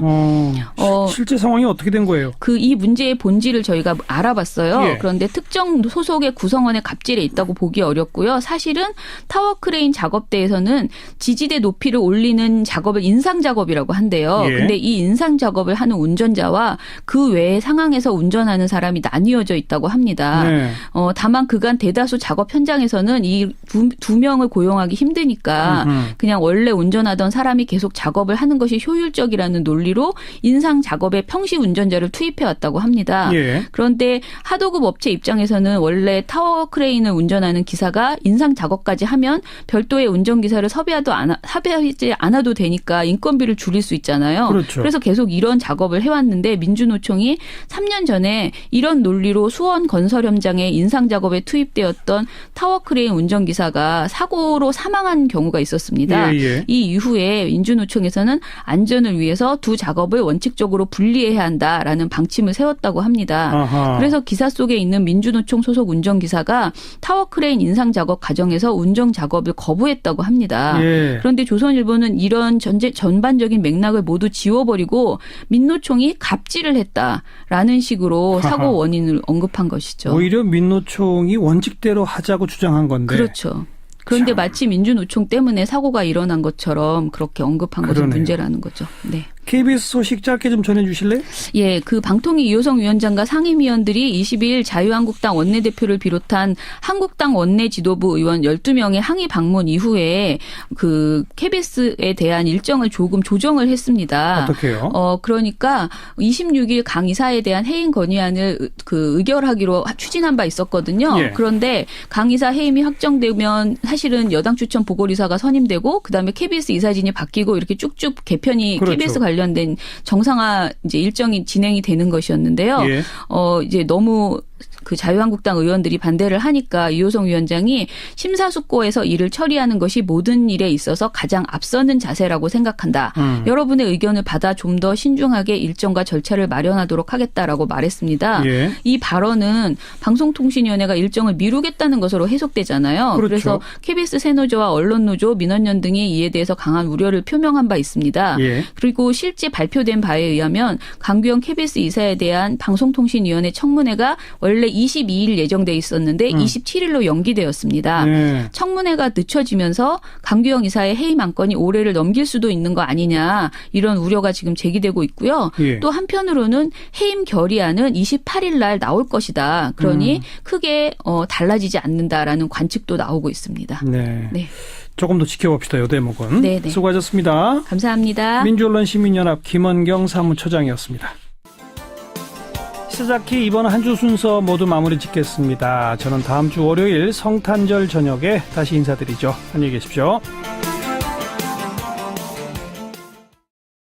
했고요. 불법 주차장 그다음에 이제 뭐 치우느라고. 확인해봐야 되겠지만 이제 사다리가 펴진다 펴지지 않는 이 문제가 있는 것이고요. 예. 그다음에 이제 중간에 그 LPG가 있었어. 예. 상당히 신경을 썼다. 그거는 우리가 정확한 결과가 조사가 나와봐야 되겠지만. 예. 아마 소방대가 이유가 있었기 때문에 이렇게 되지 않았을까 생각을 합니다. 예. 방금 언급이 있었습니다만은 그 고층 사다리 차가 제대로 펴졌느냐, 고장 났었느냐 아니냐. 네. 안 그래도 우리 소방대 장비가 참 열악하다는 그런 지적이 많지 않습니까? 그렇습니다. 고층 화재 시에 실제 그 현장에서 느끼는 장비 문제 정말 심각하죠. 그렇습니다. 일단 장비도 장비 문제에 심각한 부분이 있고, 예. 소방관에 대한 처우 문제 이런 것도 심각한 상황이 있다고 봐야 합니다. 그렇죠. 예. 심지어는 소방관들이 이 방화복이나 장갑 이런 것도 자기 돈으로 산다는 거 아니겠습니까? 네, 그렇습니다. 그러니까 우리가 장비는 말할 것도 없죠. 예. 방제적 측면에서 기존 건물에 대한 조금 더 촘촘하고 꼼꼼한 일제 점검이랄까? 이런 거 좀 할 필요가 있지 않을까요? 우리가 안전 대진단 이런 것도 합니다만은. 예. 사실 형식적으로 좀 하지 말고. 예. 실질적으로 작동하는 쪽으로 이렇게 가야 되지 않을까 이렇게 생각을 합니다. 예. 우리가 이런 화재 사건뿐만 아니라 이런 재난 상황에 우리가 조사를 잘 합니다. 예. 또 원인 분석도 그래도 잘 해내는 나라입니다. 예. 대책도 또 잘 세웁니다. 우리가 큰 사고가 났을 때 대책을 만들어서 많은 대책을 만들어놨지만 문제는 시행이 안 되는 것이거든요. 그렇죠. 우선순위에서 밀려서 그리고 또 투자를 안 하니까 실행이 안 되는 것이기 때문에 맞습니다. 이것들이 개선될 거는 개선되도록 할 수 있는 대책이 마련되는 것이 더 중요하다고 봅니다. 그리고 정부가 지금 30층 이상의 건물에 대해서만 화재 안전을 많이 신경 쓰고 저층 부분은 거의 방치하고 있다 이런 지적도 나오던데 어떻게 보세요? 그러니까 뭐 사실은 저층에 사시는 분들도 굉장히 많은 부분이지 않습니까? 당연하죠. 또 예. 그것이 오래됐고요, 대체적으로. 예. 또 돈이 없는 경우가 더 많지 않습니까? 그렇죠. 이런 부분에 대한 관심을 더 가져야 된다고 생각합니다. 예. 오히려 고층은 돈도 많으니까 자체 소방 방비도 좀 잘할 텐데 저층이 더 문제죠. 아이고, 이번에라도 좀 제대로 고쳤으면 좋겠습니다. 오늘 말씀 잘 들었습니다. 네, 감사합니다. 공주대학교 건설환경공학부의 정상만 교수였고요. 그 드라이비트, 질 낮은 스티로폼 외장재, 이 외장재 문제에 대해서 지난 국정감사에서 문제점을 지적했던 자유한국당 김현아 의원의 이야기도 좀 마저 듣겠습니다. 김현아 의원 안녕하세요. 네, 안녕하세요. 드라이비트 참 문제가 많죠? 예, 그렇습니다.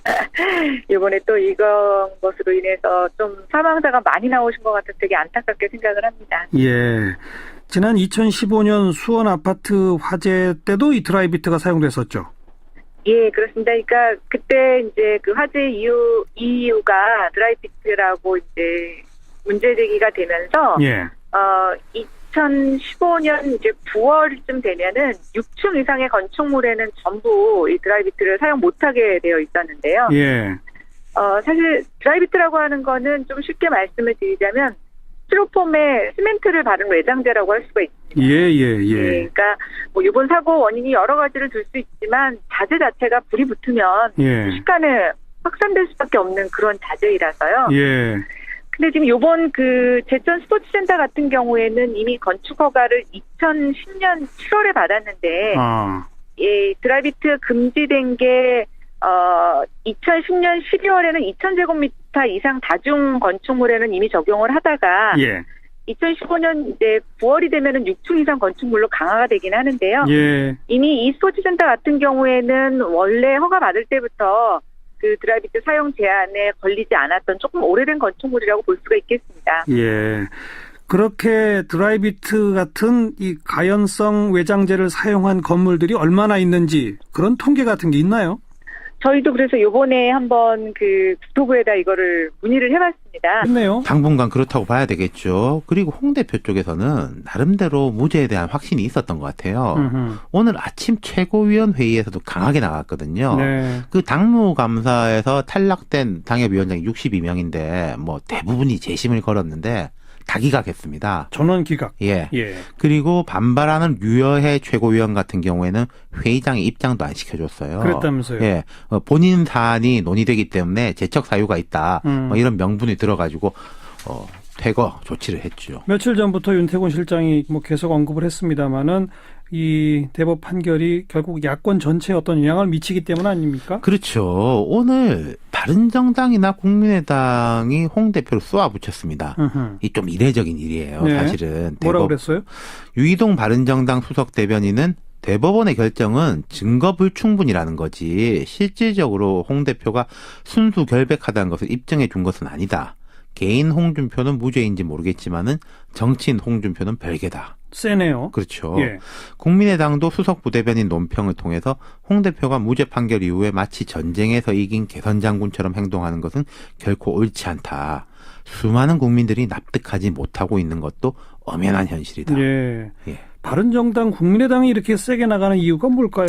그러니까 지금 양당 지도부가 통합을 추진하고 있는데 그 반발 이유 중에 하나는 결국 그다음 자유한국당하고 손잡는 거 아니냐 이런 시각이 있잖아요. 있죠. 예, 거기에 대해서 이제 선을 긋는다는 의미가 있는 것이고 첫 우린 번째로는 이렇게 자유한국당을 세게 친다. 그렇죠. 예. 다르다 우리는. 예. 그리고 만약에 이게 통합이 잘 된다면은 그 통합 정당의 목표는 지방선거를 기점으로 해서 자유한국당보다 뭐 우위에 서는 거 아니겠습니까? 그렇죠. 야당 교체론 이런 거니까. 예, 그러려면 이제 홍 대표하고는 계속 각을 세워 놓는 게 당연한 이야기겠죠. 네. 자유한국당의 경우에 이제 홍 대표 체제로 지방선거까지 쫙 갈 겁니다. 가는 거죠. 예, 그 뭐 또 지방선거 이제 결과에 따라 달라지겠지만은. 예. 그러니까 지금 자유한국당 같은 경우엔 바깥의 평가, 뭐 국민들의 지지 여부하고 별개로 집안 사정만 보면은 야당 중에서는 좀 제일 속편한 상황이죠. 예. 근데 이제 좀 씁쓸한 게 어쨌든 이 성완종 리스트라는 게 출발이 당시에 친박 실세들을 겨냥한 거였잖아요. 그렇죠. 유서에도 그쪽이 제일 자세했었거든요. 그렇죠. 그런데 그 당시에도 보면은 이른바 비박이었던 홍준표, 이완구 두 사람만 기소가 됐다가 그랬죠. 결국 다 무죄가 됐습니다. 그 두 사람만 기소한 걸 갖고서 검찰 수사에 대해서 말이 참 많았었죠. 그렇죠. 거기 예. 이제 썼던 사람들에 대해 가지고 뭐 제대로 조사도 안 됐었거든요. 네, 네. 그 사건이 터졌을 때 이제 큰 충격에 비하면은 이 마무리는 좀 허망하지 않습니까? 허망합니다. 네. 네. 수고하셨어요. 감사합니다. 윤태곤 실장이었습니다. 시사잡기 1부 마칩니다. 7시 5분 2부에 다시 옵니다.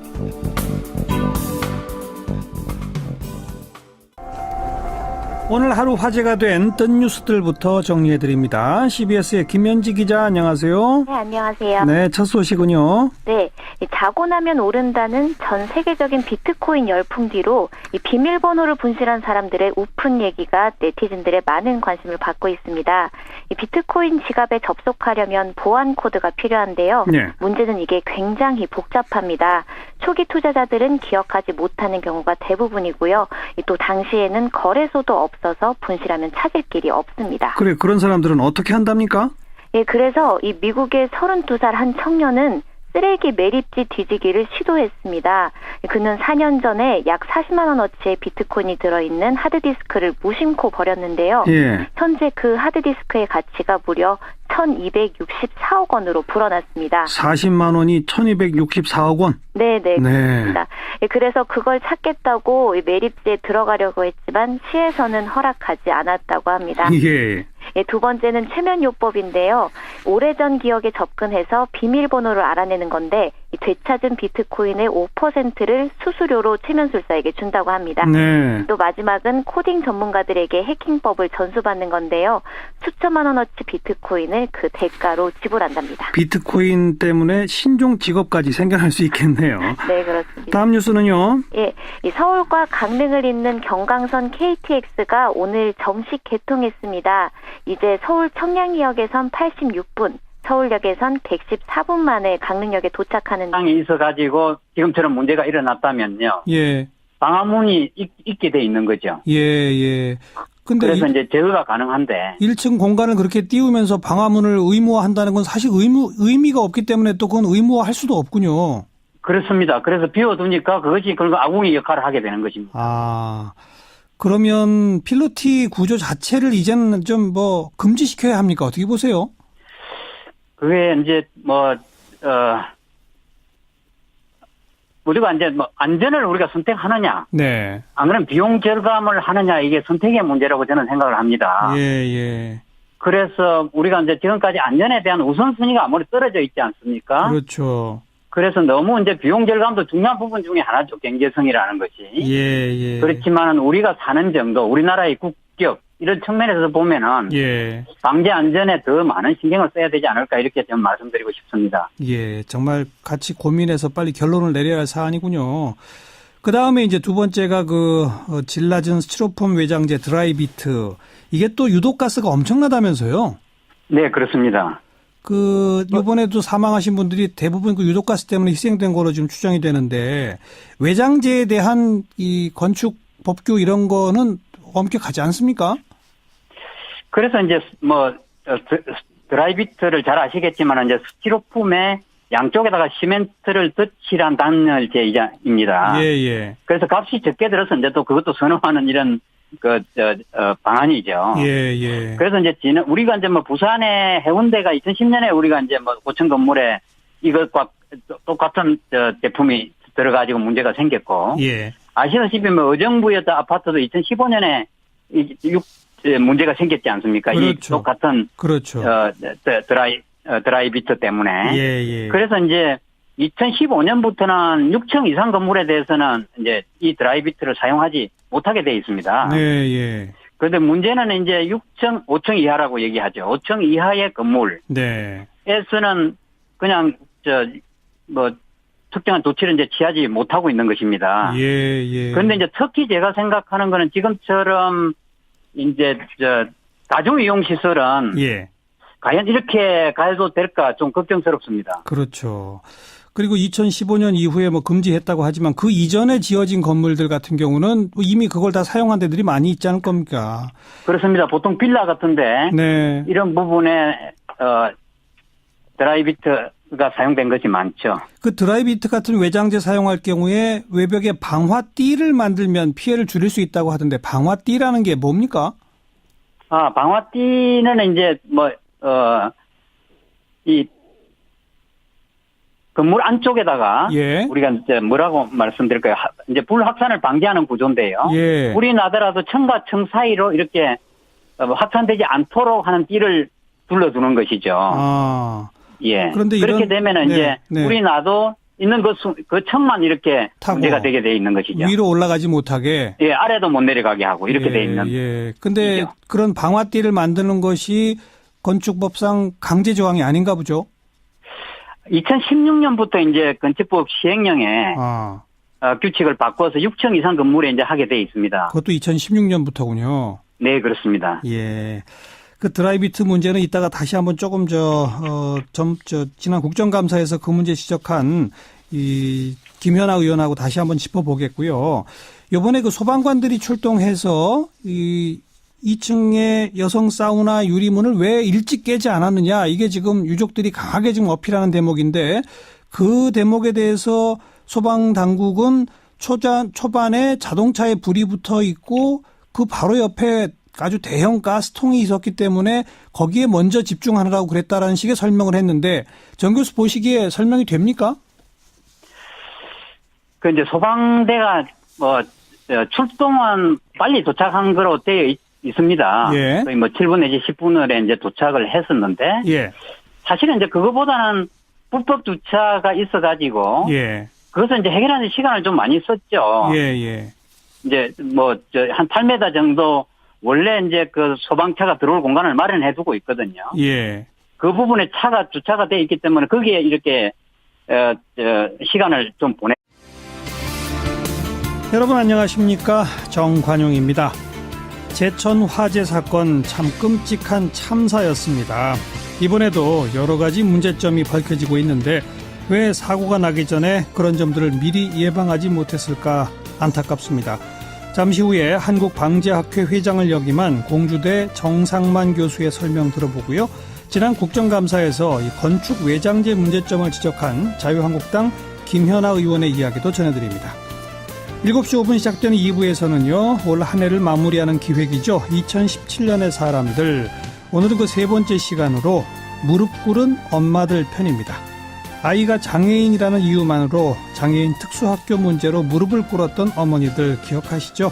강서장애인 가족지원센터의 이은자 어머니 그리고 장민희 어머니 함께 만나보겠고요. 우리 언론 보도 흐름 전해드리는 미디어 포커스까지 준비하겠습니다. 잠깐 광고 듣고 출발합니다. 제천 화재 사건을 참사로 키운 결정적 원인으로 이 필로티 구조 또 질 낮은 스티로폼 외장재인 드라이비트가 꼽히고 있고요. 그리고 소방관들의 초동 대처 관련해서 왜 여성 사우나 유리문을 일찍 깨지 않았느냐, 이게 또 논란이네요. 자, 한국방재학회 회장을 역임한 공주대학교 건설환경공학부의 정상만 교수를 연결해서 자세한 이야기 나누겠습니다. 정 교수님 안녕하세요. 네, 안녕하십니까. 오늘 그 CCTV 화면 분석을 통해서 1층 천장에서 떨어진 이 불붙은 가연 물질이 자동차를 태우면서 더 큰 화재로 이어졌다. 이게 화재 발생 원인인 것 같다라고 추정되는데 교수님 의견은 어떠세요?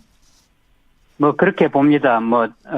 일단 필로티 구조물이 문제죠. 1층에 이제 열린 공간에서 위층으로 가는 계단하고 이런 문이 결국 아궁이와 굴뚝 역할을 해서 순식간에 이제 8층까지 올라가는 부분이 있었고요. 그 다음에 이제 마감재로 사용된 가연성이 높은 그 외장재가 아까 말씀하신 드라이비트죠. 화재를 키웠다고 이렇게 봅니다. 근데 우선 맨 처음에 화재 발생 원인으로 불붙은 가연 물질이 자동차에 떨어졌는데 자동차가 그렇게 쉽게 탈 수 있나요? 사실은 자동차에 가연성 물질이 굉장히 많습니다. 엔진 부분요. 그게 다 사실은 휘발유가 올라와서 결국 불이 붙어서 가는 차 아니겠습니까? 그렇죠. 그리고 뒷부분은 이제 가스 탱크고 처음 불이 이제 붙기가 힘들어서 그렇지. 불이 붙으면 굉장히 큰 폭발이 되는 부분입니다. 그래서 이제 천장에서 스티로폼이 타면서 이제 불과 열이 차량에 이제 붙게 되면은 지금처럼 이제 그 주차장에 있던 차가 15개, 그리고 바깥에 있는 1개까지 총 16개가 큰 화재로 가는 그 부분이 되겠습니다. 예. 그리고 그 필로티 구조라는 게 이제 1층을 공간을 띄워가지고 거기다 주차장을 만드는 그런 구조 아니겠습니까? 그렇죠. 그 필로티 구조가 화재에 취약합니까? 우리가 이제 필로티 구조는 이제 비용 절감 측면에서 이제 건설 분야에서 굉장히 선호하죠. 말씀하신 대로 공간을 활용할 수 있으니까요. 예. 그런데 이제 이것이 큰 공간에 이제 산소가 굉장히 유입이 되고 있는데. 산소 유입. 우리가 이제 필로티 구조에서 2층으로 올라가는 1층에서 2층 이렇게 올라가는 부분에. 예. 이게 열린 공간이기 때문에. 방화벽 설치를 하지 않아도 되게 돼 있습니다. 아하. 예, 없기 때문에 그냥 그 문이라든지 계단으로 향하는 부분이 결국 굴뚝 역할을 하게 되는 것이죠. 네, 네. 그래서 이제 특히 뭐 다중시설 같은 이런 부분에서는 좀 필로티 구조물을 더 이상 건장하지 않는 것이 좋지 않을까 이렇게 생각을 합니다. 예, 지난번에 예. 그 포항 지진이 일어났을 때도 구조적으로도 필로티 구조가 안 좋다고 이렇게 나왔지 않습니까? 그렇죠. 예, 방재 안전 측면에서는 권장할 사항이 못 되고요. 예. 뭐 비용 절감 측면에서 상당히 이제 뭐 건설 분야에서는 선호하는 폭으로 되어 있죠. 네.